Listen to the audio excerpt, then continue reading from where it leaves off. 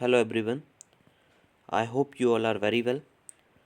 I am Mayank Agarwal. आज हम इस वीडियो में द हिंदू न्यूज़पेपर का एनालिसिस करेंगे, साथ ही साथ जो एडिटोरियल्स हैं उनको भी देखेंगे. सो बिफोर वी बिगिन, सबसे पहले आज का क्वेश्चन देख लेते हैं. आज का क्वेश्चन है, consider the following statement regarding transgenic crop. Transgenic crop के बारे में एक स्टेटमेंट दिया हुआ है. सबसे फर्स्ट पॉइंट है, In India, BT cotton was the first transgenic crop used for commercial cultivation. India में जो वीटी कॉटन है वो सबसे पहली क्रॉप है. Second point, transgenic crops are more toxic and always proliferate in the environment. कहने का मतलब है जो ट्रांसजेनिक क्रॉप होती हैं वो ज़्यादातर जहरीली होती है और एनवायरनमेंट में जल्दी से फैल जाती हैं. थर्ड पॉइंट है, in India transgenic crops are regulated under the Environment Protection Act 1986 and Seed Policy 2002. Which of the above statements are correct? तो इन तीन स्टेटमेंट्स में से ऐसे कौन से स्टेटमेंट्स हैं जो करेक्ट हैं? ए ऑप्शन है 1 and 2, b is 1 and 3, c is 2 and 3 and d 1 only. तो आंसर देख लेते हैं. इसका आंसर है बी 1 and 3. जो प्लांट जेनेटिक इंजीनियरिंग मेथड जो है वो 30 ईयर्स पहले डेवलप हुई थी. उसके बाद से ही जो जेनेटिकली मॉडिफाइड क्रॉप्स हैं या जिनको ट्रांसजेनिक क्रॉप्स बोला जाता है वो कमर्शियली अवेलेबल हो गई और वाइडली अडॉप्टेड जो है बहुत सारी कंट्रीज़ में अडॉप्ट की जा रही हैं. अब इंडिया में बीटी कॉटन जो है सबसे पहले गवर्नमेंट ने अप्रूव की थी मार्च 2002 में, फर्स्ट जो ट्रांसजेनिक क्रॉप थी कमर्शियल कल्टीवेशन के लिए. अब यहाँ पे ऐसा वाइडली बोला जाता है कि जो ट्रांसजेनिक क्रॉप हैं वो एक तरह से ड्रामेटिक प्रॉमिस ऑफ़र करते हैं. जो ज़्यादातर जो चैलेंजेस हैं क्योंकि उसमें न्यू टेक्नोलॉजीज़ का यूज़ किया जाता है, लेकिन उसमें कुछ रिस्क भी होते हैं.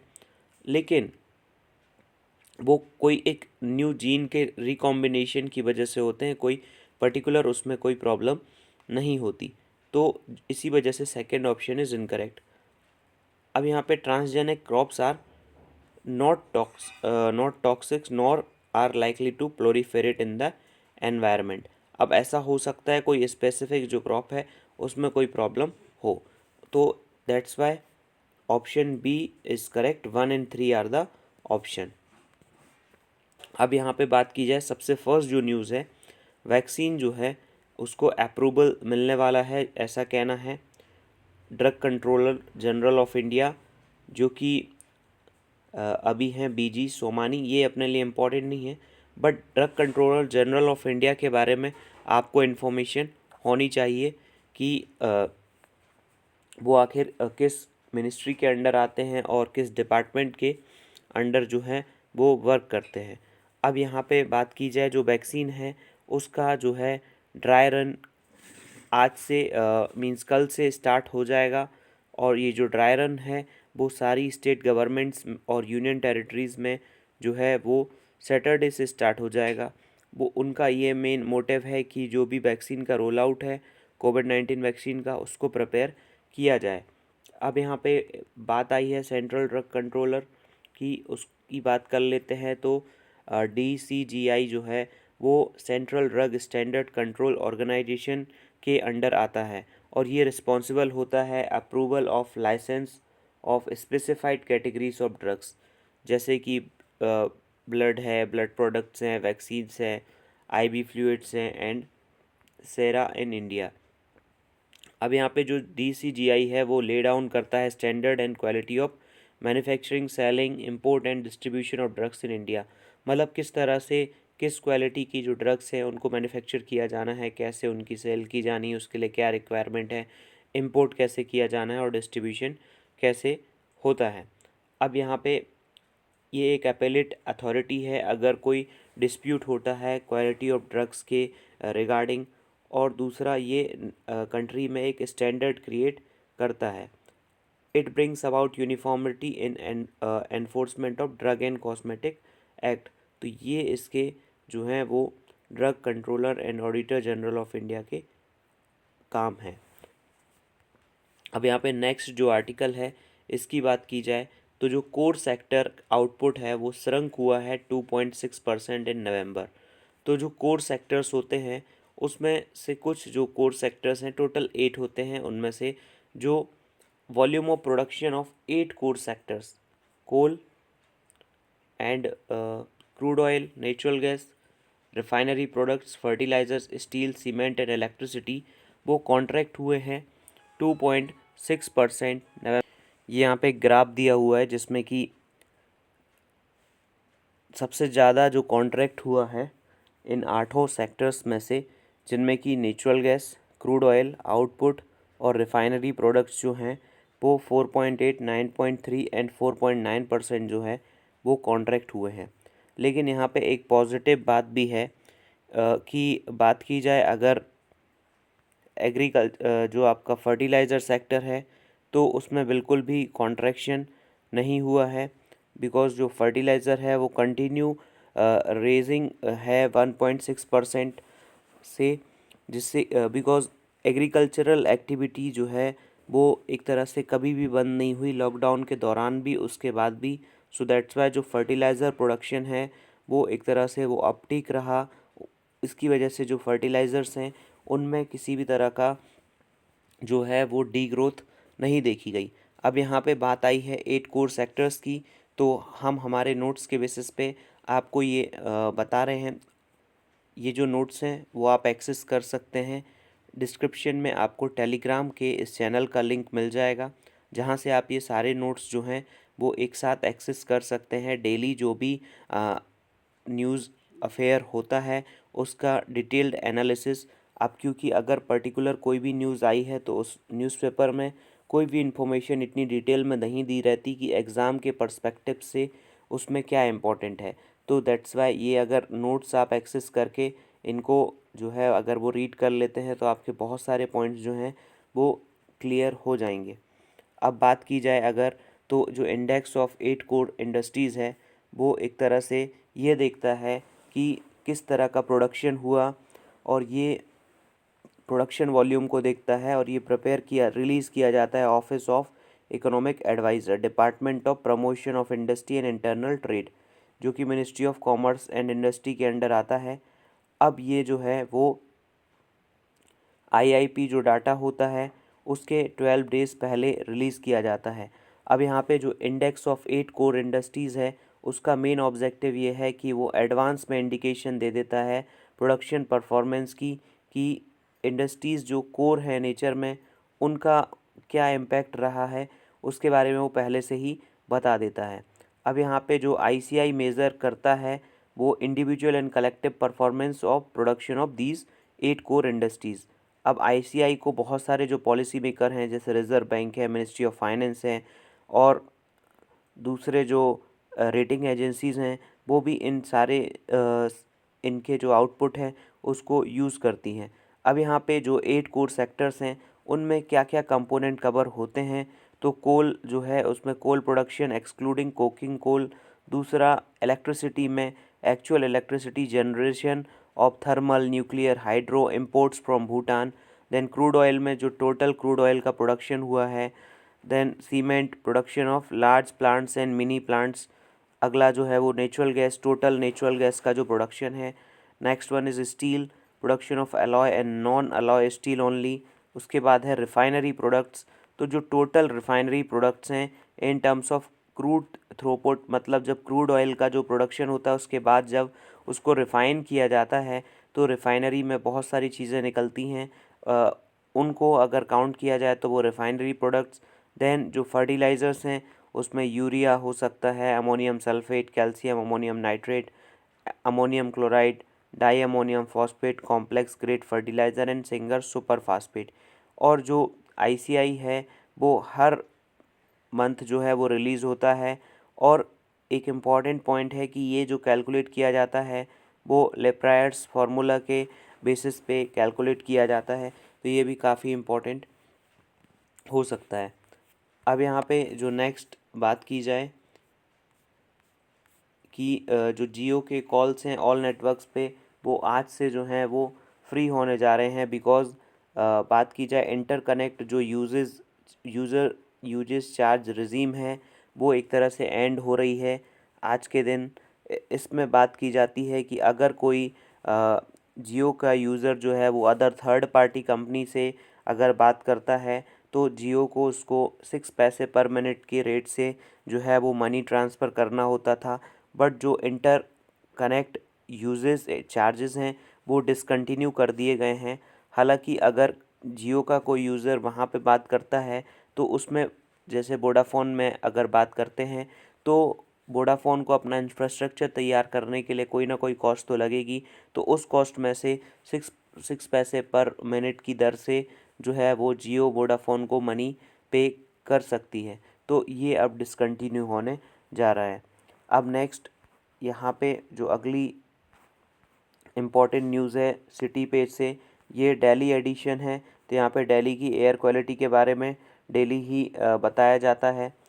अब नेक्स्ट पॉइंट की बात की जाए तो यहाँ पे दिल्ली हाई कोर्ट का कहना है कि एक जो प्रेग्नेंट वूमेन है उसका जो है वो 25 वीक्स जो है वो एक तरह से जो फीटस है उसको टर्मिनेट करवाने के लिए दिल्ली हाई कोर्ट ने बोला है कि उसकी कंडीशन को पहले एम्स का जो मेडिकल बोर्ड है वो एक तरह से ऑब्ज़र्व करे, उसके बाद ही अगर कोई सीरियस एबनॉर्मलिटीज़ हैं तब उसको टर्मिनेट किया जा सकता है। तो यहाँ पे बात की जाए तो इंडिया में जो है medical termination of pregnancy act है जो एक सीलिंग लगा के रखता है, एक मेन थ्रेशोल्ड लिमिट है कि 20 वीक्स के बाद जो प्रेगनेंसी का टर्मिनेशन है वो इम्परमिसेबल है अंडर द लॉ, मतलब ऐसा नहीं किया जा सकता। अब यहाँ पे बात की जा रही है कि जो वुमेन है उसका कहना है कि जो फीटस है वो सफ़र कर रहा है बायलेटरल जो रीनल एजेनेसिस है, मतलब जो बोथ जो किडनीज़ हैं वो एब्सेंट हैं। अब यहाँ पे अ, अगर वो जो बेबी है वो आ भी जाता है तो वो अपनी लाइफ को सस्टेन नहीं कर पाएगा। तो दैट्स वाई जो वुमेन है वो इस तरह से उसको टर्मिनेट करना चाहती है। अब यहाँ पे बात की जाए HC states conviction notice to Birju Maharaj to vacate government accommodation. अब जो बिरजू महाराज हैं वो इंडिया में जो कथक है उसको प्रीच करते हैं, तो उनसे जो हाउसिंग एंड अर्बन अफेयर जो मिनिस्ट्री है उन्होंने जो उनका हाउस था, जो उनको गवर्नमेंट की तरफ से हाउस मिला हुआ था, उससे एविक्ट करने की बात की जा रही है, उससे हटाने की बात की जा रही है। बिकॉज़ जो पहले उनको हाउस दिया गया था उससे उनको हटाया जा रहा है, जो कि 19 एशियन गेम्स ब्लेज कॉम्प्लेक्स में दिया था 1987 से। तो यहाँ पे अपने लिए इम्पॉर्टेंट हो जाता है कि जो कथक है वो एक इम्पॉर्टेंट पॉइंट हो जाता है। तो कथक जो है वो इंडिया का एक क्लासिकल डांस है, और जो कथक है वो ड्राइव किया गया है वर्ड कथा विच मीन्स अ स्टोरी। तो ये एक प्राइमरीली परफॉर्म होता है नॉर्थ इंडिया में, और टेम्पल या ब्लेज परफॉर्मेंस होती है जहाँ पे जो डांसर्स हैं वो एक स्टोरी को नरेट करते हुए जो है वो डांस करते हैं। अब कथक जो है वो डिस्टिंक्ट मोड में जो है वो अपने बदले हुए स्वरूप में आया 15 और 16 सेंचुरीज़ में, जहाँ से जो है भक्ति मूवमेंट स्टार्ट हुआ। अब यहाँ पे जो कथाएं हैं राधा कृष्ण की वो की जाती हैं, उसमें जो है वो ये सारे जो जेस्चर्स हैं वो दिए जाते हैं स्टोरी टेलर्स के द्वारा। अब मुग़ल एम्परर और उनके जो नोबल्स थे उनके द्वारा जो है वो कथक परफॉर्म किया जाता था उनके कोर्ट में। तो धीरे धीरे इसमें जो है वो चेंज आया, और जो वाजिद अली शाह है जो कि लास्ट नवाब ऑफ अवध हैं, एक तरह से ये एक बहुत बड़ा जो है वो आर्ट फॉर्म बन गया। अब इसकी जो डांसिंग स्टाइल है वो यूजुअली सोलो परफॉर्मेंस होती है, वो जिसमें कि जो डांसर है वो वर्सेस जो होती हैं कथा की उसके बेसिस पे अपने बॉडी मूवमेंट को जो है वो आगे बढ़ाता है। अब जो Kathak is a only form of classical dance wedded to Hindustani और नॉर्थ इंडियन म्यूज़िक। अब यहाँ पे सम इम्पॉर्टेंट डांसर्स जो हैं कथक के वो बिरजू महाराज और सतारा देवी हैं। अब यहाँ से नेक्स्ट कोई भी इम्पोर्टेंट न्यूज़ नहीं है इस पेज पे ऐड है। यहाँ पे बात की जाए नॉर्थ एंड ईस्ट में तो prohibitory orders after crows die of bird flu. तो यहाँ पे बात की जा रही है राजस्थान के झालावाड़ डिस्ट्रिक्ट की। कॉन्टेक्स्ट ये है कि वहाँ पे जो 50 से ज़्यादा जो क्रो हैं वो एक तरह से जो डेड हैं वो पाए गए। तो इसके बाद से वहाँ पे ये है कि जो एवियन इन्फ्लुएंजा है, जो बर्ड फ्लू है, वो फैल गया है। तो बिकॉज ऑफ दैट जो झालावाड़ की म्यूनिसिपल काउंसिल है उन्होंने ऑर्डर दिया है कि सारे के सारे जो पोल्ट्री और एग शॉप हैं उनको क्लोज़ कर दिया जाए और उनको सैनिटाइज़ किया जाए। तो अब यहाँ पे इम्पोर्टेंट अपने लिए हो जाता है बर्ड फ्लू या फिर एवियन इन्फ्लुएंजा, और उससे क्या ह्यूमंस को कुछ प्रॉब्लम हो सकती है, तो उसके बारे में बात कर लेते हैं। ये एक जो है वो वायरल इन्फेक्शन है जो कि इन्फेक्ट कर सकता है ना केवल बर्ड्स को, साथ साथ में जो ह्यूमन हैं और दूसरे एनिमल्स को भी ये इन्फेक्ट कर सकता है। अब यहाँ पे ज़्यादातर टाइम ये वायरस जो है वो रिस्ट्रिक्टेड होता है बर्ड्स में ही। अब ये हाईली एक तरह से जो कंटेगियस डिसीज़ है, जो कि एक दूसरे से फैलती है। और यहाँ पे species of food producing bird जैसे कि चिकन है, टर्कीज़ हैं, क्वील्स हैं। अब इन बर्ड्स को पेट बर्ड्स से लेके वाइल्ड बर्ड्स सारे के सारे इससे इन्फेक्ट हो सकते हैं।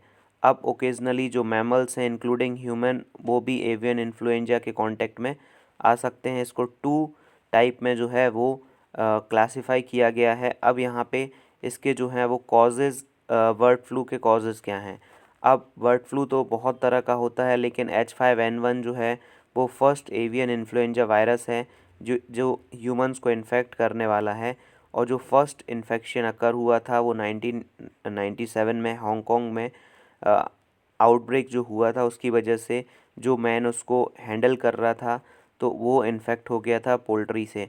अब H5N1 जो है वो नेचुरली अकर्ड होता है वाइल्ड वाटरफॉल में, और ये धीरे धीरे जो है वो डोमेस्टिक पोल्ट्री में स्प्रेड हो जाता है और ह्यूमंस को भी ये इन्फेक्ट कर सकता है। अब यहाँ पे बात की जाए कि वो ह्यूमंस को कैसे इन्फेक्ट करता है, तो H5 जो N1 है इन्फेक्शन, उसमें जो है mild upper respiratory tract infection हो सकता है, फीवर है, कफ है, अर्ली सर्टम प्रोडक्शन और rapid progression to severe pneumonia, ये सारी चीज़ें हैं जो वो हो सकती हैं। अब यहाँ के इस पे जो प्रिवेंशन है, स्ट्रिक्ट बायो सिक्योरिटी मेज़र होना चाहिए, गुड हाइजीन होनी चाहिए वहाँ पे जहाँ पे भी आउटब्रेक होने का अंदेशा है। अब सितंबर 2019 में जो OIE है, world organisation for animal health, उन्होंने इंडिया को H5N1 वायरस से फ्री डिक्लेयर किया है और इंडिया को लास्ट डिक्लेयर किया गया था फ्री 2017 में। अब फ्री इस तरह से डिक्लेयर किया जाता है अगर कोई भी केस नहीं आ रहा है कुछ स्टिपुलेटेड पीरियड तक, और अगर केसेस आ रहे हैं तो उसके बाद से जो है उसको फिर से जो है इन्फेक्टेड बता दिया जाता है। जो नेक्स्ट इम्पॉर्टेंट न्यूज़ है that IAF sends helicopter to tame wildlife. यहाँ पे बात की जा रही है इंडियन एयरफोर्स जो है उन्होंने अपना MI-17V5 जो हेलीकॉप्टर है, उन्होंने जो वाइल्ड फायर हुई है डिजूक्यू वैली, जो कि ज़्यादातर वहाँ पे जो है वो फ्लावर की खेती की जाती है मणिपुर नागालैंड बॉर्डर के पास। तो काफ़ी अच्छी जगह है। तो ये इम्पॉर्टेंट हो सकती है आपके एग्ज़ाम के लिए कि जो डिजूकू वैली है वो पर्टिकुलरली कहाँ पे लोकेटेड है। तो वाइल्ड फायर के को कंटेन करने के लिए इंडियन एयरफोर्स ने अपना जो है वो हेलीकॉप्टर वहाँ पे भेजा हुआ है। अब नेक्स्ट आज के जो एडिटोरियल्स हैं उसमें जो सबसे फर्स्ट एडिटोरियल है उसमें जो फार्मर्स और गवर्नमेंट के बीच में जो पर्टिकुलर अभी डेडलॉक चल रहा है, फार्मर्स के जो 3 गवर्नमेंट ने लॉज एनेक्ट किए थे उसके बेसिस पे ये जो सेकंड आर्टिकल है इसको डिस्कस नहीं करेंगे। यहाँ पे जो वाइस प्रेसिडेंट साहब हैं वो अपना पर्सपेक्टिव दे रहे हैं पेंडेमिक के लिए। अब दूसरा ये बात की जाए तो जो SARS-CoV-2 वायरस है उसका जो म्यूटेशन हो रहा है तो उसके बारे में गवर्नमेंट को कॉन्स्टेंटली विजिल रखना चाहिए, ध्यान रखना चाहिए। तो उसके ऊपर ये आर्टिकल बात कर रहा है। ये जो थर्ड आर्टिकल है वो इंडिया में जो लेपर्ड के नंबर अभी रिलीज़ किए गए हैं तो उसके ऊपर बात की जा रही है कि आखिर उसमें क्या लैकिंग है, किस तरह की जो कमियां हैं लेपर्ड की काउंटिंग में इंडिया में उसको किया जा रहा है, वो काफ़ी हद तक जो नंबर बताया जा रहा है वो काफ़ी कम है, और जो है वो लेपर्ड यहाँ पे नंबर में होने चाहिए, ऐसा राइटर का यहाँ पे कहना है। नेक्स्ट ये वाला जो आर्टिकल है, इसमें जो है वो एक डिस्कशन बताया गया है कि जो स्पेशल मैरिज एक्ट 1954 है, क्या उसके प्रोविज़न्स जो हैं वो इंटरफेथ कपल को प्रोटेक्ट करने के लिए काफ़ी हैं। तो अगर वो इस तरह से काफ़ी हैं तो फिर जो अदर कुछ स्टेट गवर्नमेंट्स जैसे यूपी जो है और एमपी, उन्होंने जो है वो अनलॉफुल रिलीजियस कन्वर्जन के ऊपर जो एक्ट पास किए हैं अभी ऑर्डिनेंस के बेसिस पे, तो उनकी क्या ज़रूरत थी, उसके बारे में यहाँ पे बात की जा रही है। नेक्स्ट जो है वो क्लाइमेट की जो पर्टिकुलर रिस्क होती है, डिफरेंट जो इंडिया की डिस्ट्रिक्ट्स हैं उनमें क्या प्रॉब्लम है क्लाइमेट से रिलेटेड, और इंडिया की जो है इंडिया इसके ऊपर क्या एफर्ट जो है वो लगा सकता है, उसके ऊपर यहाँ पे बात की जा रही है। अब 2021 आज से स्टार्ट हो रहा है, तो उसके ऊपर जो वैक्सीन है उसका इनोकुलेशन तो किया जा रहा है, बट जो वैक्सीन है उसमें एक नेशनलिज्म अपनी जगह पे आ गया है, जहाँ पे हर एक कंट्री किसी दूसरी कंट्री के बारे में सोचे बिना सबसे पहले अपने यहाँ के नेशनल्स को जो है वो वैक्सीन देना चाहती है। तो उसके ऊपर ये कैरिकेचर यहाँ पे बता रहा है कि जो है ट्रांसनेशनल कोऑपरेशन जो है वो एक प्रकार से कुछ कम ही रहा है कोविड-19 पेंडेमिक में। अब सबसे फर्स्ट जो आर्टिकल है इसमें बात की जा रही है जो फार्मर्स हैं वो एग्रीकल्चरल जो भी रिफॉर्म लॉज गवर्नमेंट ने एनेक्ट किए उसके ऊपर जो है वो अभी प्रोटेस्ट कर रहे हैं, और उनकी कुछ डिमांड है, जैसे कि उनकी 4 डिमांड थी कि जो सब्सिडीज़ हैं उनको ख़त्म नहीं करना चाहिए, जो भी उनको इलेक्ट्रिसिटी में सब्सिडीज़ मिल रही हैं। दूसरा जो है स्टेबल बर्निंग के ऊपर अगर कोई लॉज गवर्नमेंट ने बनाए हैं तो उनको जो है वो हटा देना चाहिए। और जो थर्ड उनकी डिमांड थी कि जो फार्म लॉज 3 गवर्नमेंट ने इनेक्ट किए हैं उनको ऑल टुगेदर रिपील कर देना चाहिए। और फोर्थ डिमांड जो है फार्मर्स की थी कि गवर्नमेंट जो है वो एमएसपी के लिए एमएसपी को जो है वो एक लेजिस्लेशन ला के एक तरह से कंपलसरी कर दे।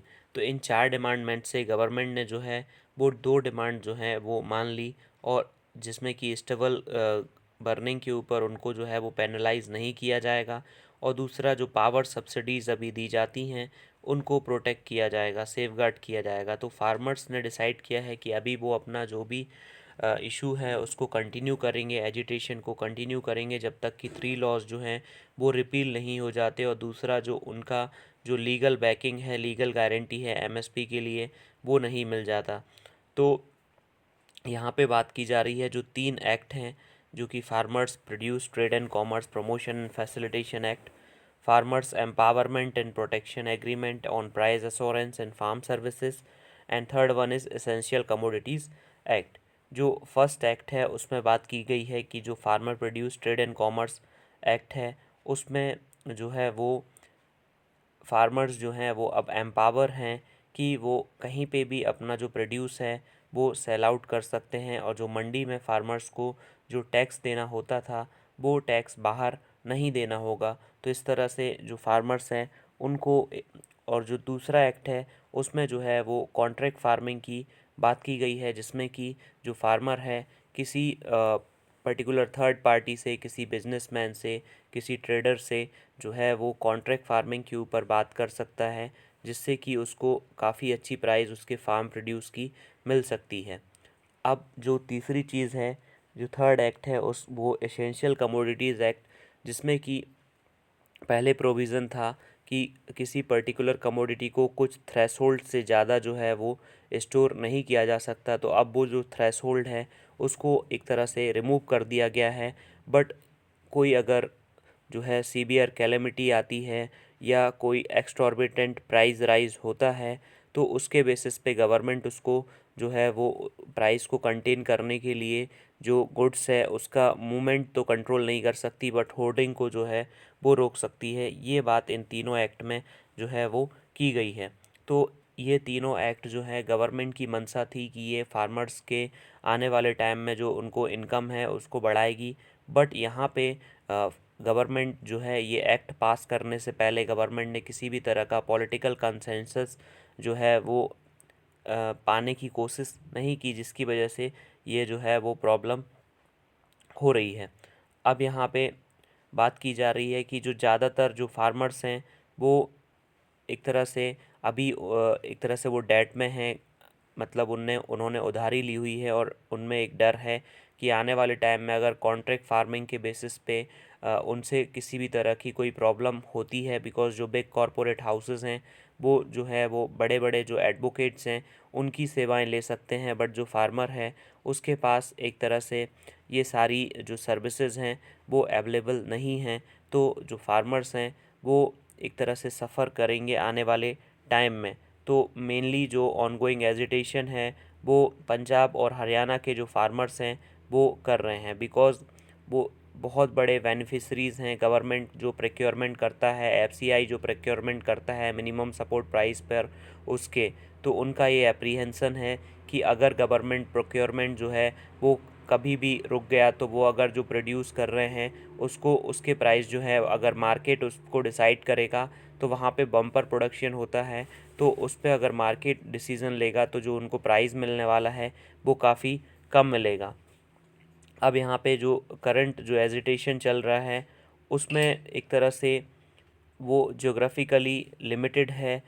अब यहाँ पे बात की जा रही है कि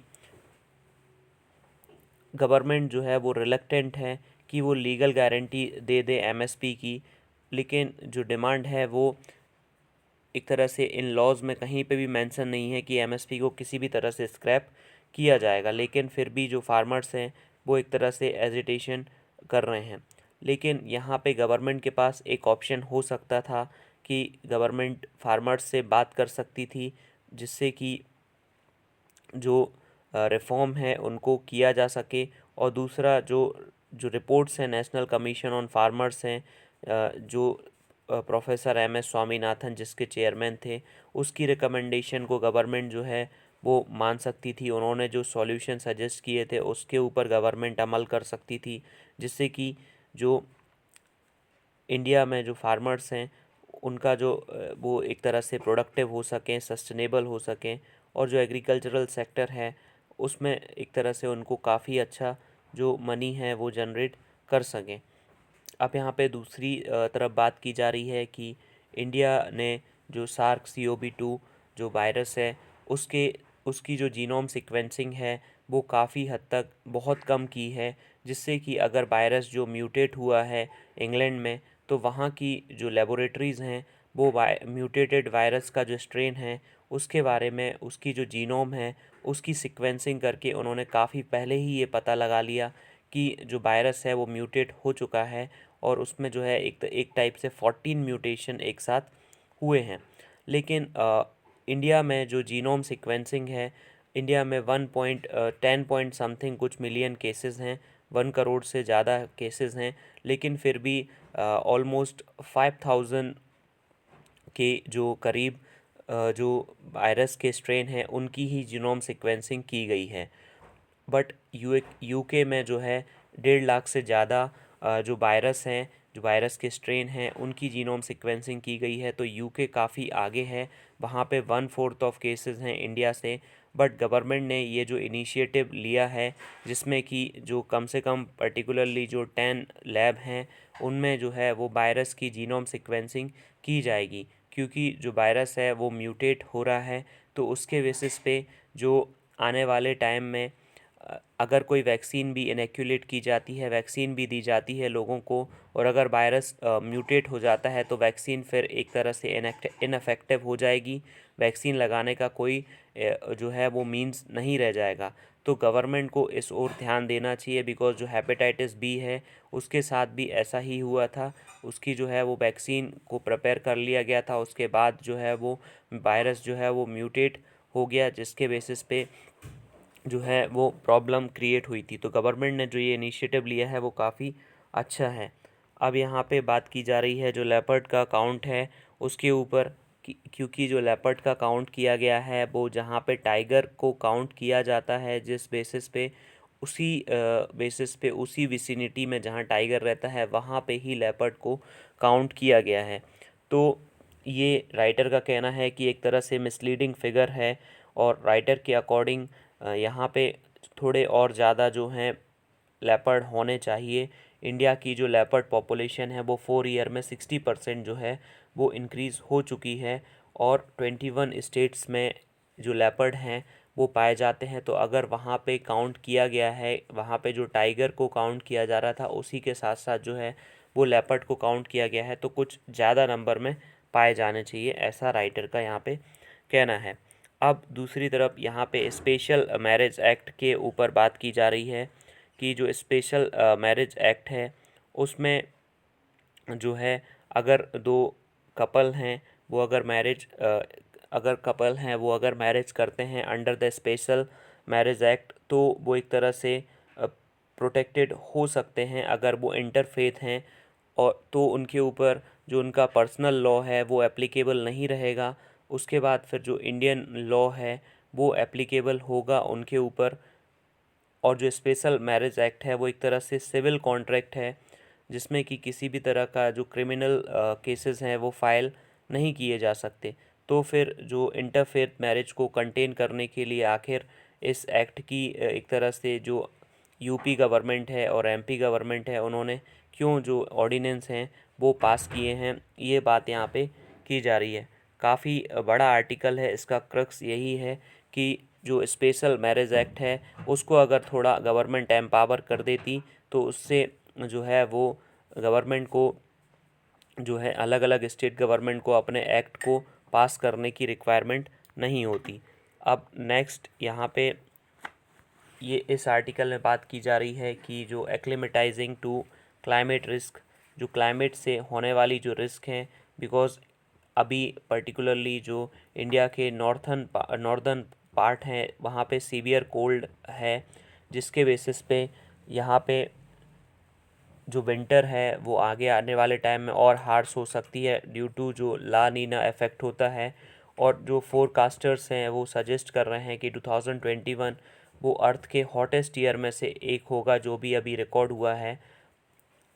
यहाँ पे जो गवर्नमेंट है उनको कुछ ना कुछ ऐसा करना चाहिए जिससे कि जो है वाटर स्ट्रेस ही, अर्बन हीट स्ट्रेस, जो क्लाइमेट इवेंट होते रहते हैं, जो बायोडाइवर्सिटी कोलैप्स है, उसके ऊपर कुछ ऐसा गवर्नमेंट को जो है वो क्लाइमेट फंड जनरेट करना चाहिए जिनसे इन सारी चीज़ों से जो है वो फाइट की जा सके। नेक्स्ट यहाँ पे अगली इम्पॉर्टेंट न्यूज़ जो है वो बात की जा रही है, ये जो पेज है अपना वर्ल्ड में, उसमें पाकिस्तान में जो हिंदू टेंपल है उसमें अटैक किया गया था, जिसके बेसिस पे 26 पर्सन को जो है वो अरेस्ट किया गया। नेक्स्ट बात की जाए जो फिजिकल डेफिसिट है वो 135% ऑफ टारगेट हो गया है। मतलब गवर्नमेंट जितना भी फिजिकल डेफिसिट रखना चाहती थी। फिजिकल डेफिसिट क्या होता है, जैसे गवर्नमेंट को 100 रुपीज़ टैक्स से मिलते हैं but government late suppose 105 rupees खर्च करना चाहती है, तो 5 रुपीज़ गवर्नमेंट कहीं ना कहीं से बोरो करके लेके आएगी, बिकॉज गवर्नमेंट के पास टैक्स से 100 रुपीज़ आए और 105 गवर्नमेंट खर्च कर रही है, तो वो जो 5 रुपीज़ हैं वो उसको जो है वो डेफिसिट बोला जाता है। और ये जो डेफिसिट है वो दो तरह का हो सकता है। एक रेवेन्यू डेफिसिट हो सकता है। रेवेन्यू मतलब जो गवर्नमेंट जो भी जो रेवेन्यू जनरेट करती है, रेवेन्यू पे जो खर्च करती है, जैसे सैलरी देने में या डेली के जो खर्च होते हैं उसमें। और कैपिटल जो गवर्नमेंट कैपिटल एक्सपेंडिचर करती है, जैसे कि कोई स्कूल, रोड, हॉस्पिटल, इन सब को बनाने में, तो उसमें अगर कोई जो डेफिसिट होता है उसको कंबाइनली फिजिकल डेफिसिट बोला जाता है। तो गवर्नमेंट का यहाँ पे बात की जाए तो जो फिजिकल डेफिसिट है वो अभी लगभग 8 लाख करोड़ रुपीज़ हो चुका है अप्रैल से लेके नवंबर तक। और ये जो डाटा है वो कंट्रोलर जनरल ऑफ अकाउंट्स ने रिलीज़ किया है। अब जो फिगर है वो 114% है लास्ट ईयर का। अब जो रेवेन्यू डेफिसिट है वो 125% का जो मार्क है उसको जो है वो पार कर चुका है। और पूरे ईयर में जो फिजिकल डेफिसिट है वो 120% पहुंच चुका है ईयर के टारगेट का। और 9.53 लाख करोड़ हो चुका है अक्टूबर में, 10.8 लाख करोड़ जो है वो नवंबर में हो चुका है। तो यहाँ पे बात की जा रही है कि इन सब चीज़ों के जो रीज़न हैं वो क्या है, बिकॉज जो कॉरपोरेट टैक्स कलेक्शन है वो 1.303 लाख करोड़ ही लोअर है लास्ट ईयर से। दूसरा जो इनकम टैक्स कलेक्शन है वो भी 33,000 करोड़ रुपीज़ कम है।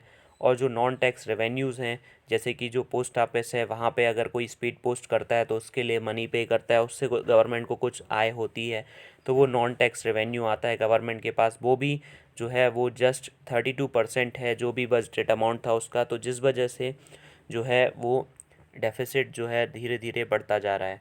अब यहाँ पे बात की जा रही है कि FATF का कहना है, फाइनेंशियल एक्शन टास्क फोर्स, जिसमें कि 39 मेंबर्स हैं, और उसमें इंडिया को जो है अपना जो भी एंटी मनी लॉन्ड्रिंग सिस्टम है उसको काफ़ी एनहेंस करना चाहिए। ये बात बिकॉज़ इंडिया का रिव्यू जो है वो 2021 में किया जाएगा, तो उसके बेसिस पे SBI के कोई ऑफिसर्स हैं, उनका कहना है कि SBI के पास 43 करोड़ अकाउंट्स हैं, तो उनमें जो है 15 से 20 करोड़ ट्रांजैक्शन डेली होते हैं।